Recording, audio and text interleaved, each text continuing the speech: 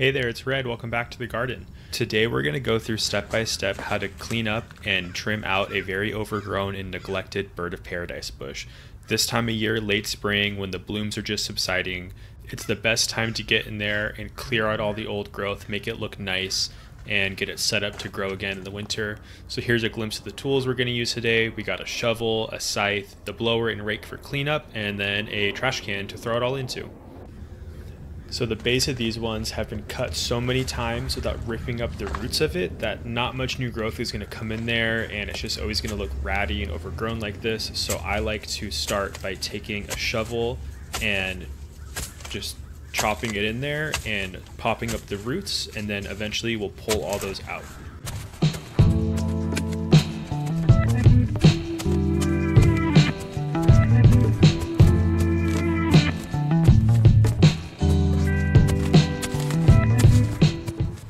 So with the outer roots starting to be broken up and I'm feeling some give with the shovel, I'm going to go in there with a sickle and start slicing them out. And as you get going, it actually gets easier and easier because you kind of create this initial weak spot around the edge of it, and then everything else will give way to that. So know that when you're pulling, always pull to where you have already cleared. It makes it a lot easier than just pulling directly towards the hard, compact dirt.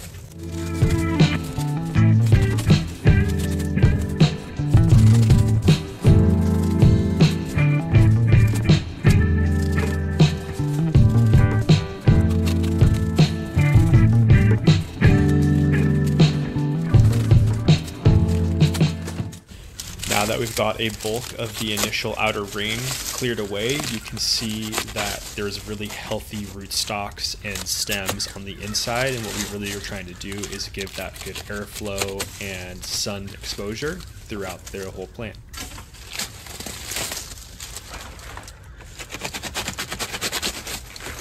Not only is the bird of paradise itself full of old dead growth, but there's a hedge, actually it's a vine and figs that's shaped as a hedge directly next to this. So the cuttings from that have also fallen into the plant and behind the plant, and it's just this big mess of dead leaves that just needs to be cleared out.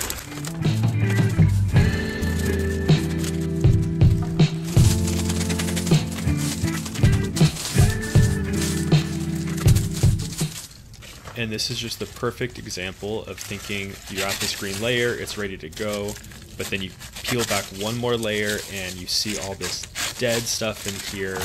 It's been there for so long, it's composting, these leaves are almost turning to dirt, and it's really important to grab all this and get it out of there, because that's just a harbor for disease and for pests. Rats love living in these things if they get big enough, so this is very important, getting it set up for future growth, and hopefully not having to do this again for many years to come if you keep up with the maintenance of it.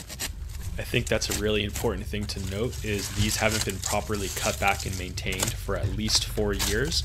So this isn't something that you're going to have to do every single season, but if you've let the maintenance of these fall by the wayside, or if you're buying a new house and you're just for the first time getting your hands in these, this is a great thing to do once, and then when you go back to clean it up throughout the seasons, it will not take nearly as long and not be nearly as tiring.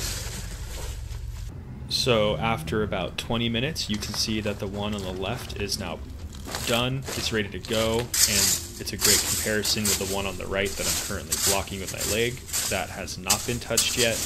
And you can just see the one on the left just looks so much better. I don't know what else to say. The one on the right looks awful. And let's do the next one.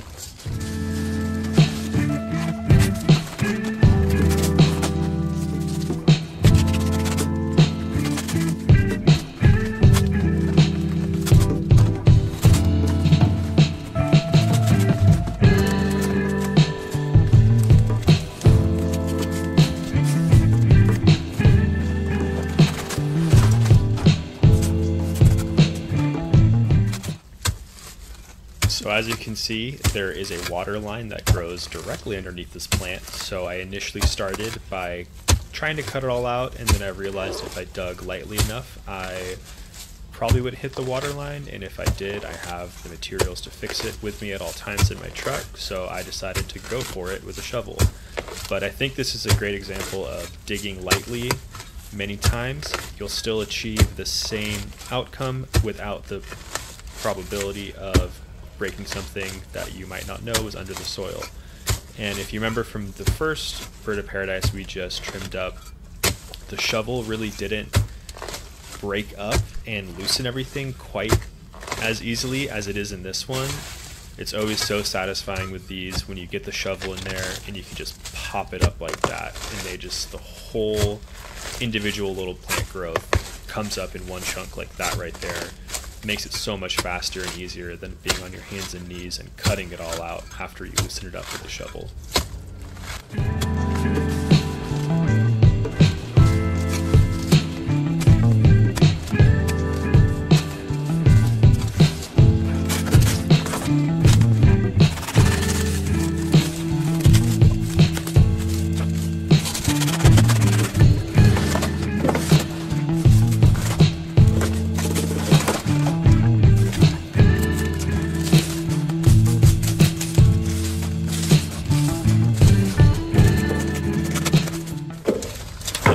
Important to clean up plants to help the health of the plant, but we're also keeping it away from the sides of the house. We're keeping the gutter here clear of any debris blocking it up, so when it rains the water can flow freely down the front lawn.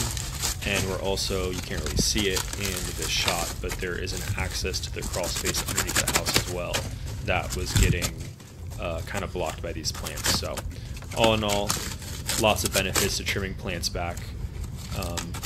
And of course the biggest benefit is you're probably going to get a pop of blooms the next year and some beautiful green growth as well.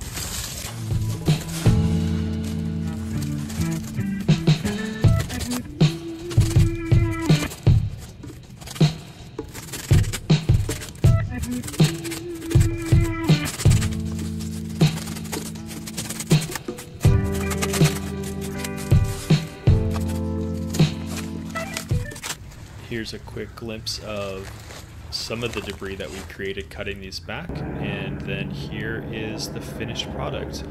These just look so much healthier, so much happier. The leaves and stalks that are left are all pointing straight up versus crisscrossing into each other. And yeah, sit back and enjoy. Thanks for stopping by the garden.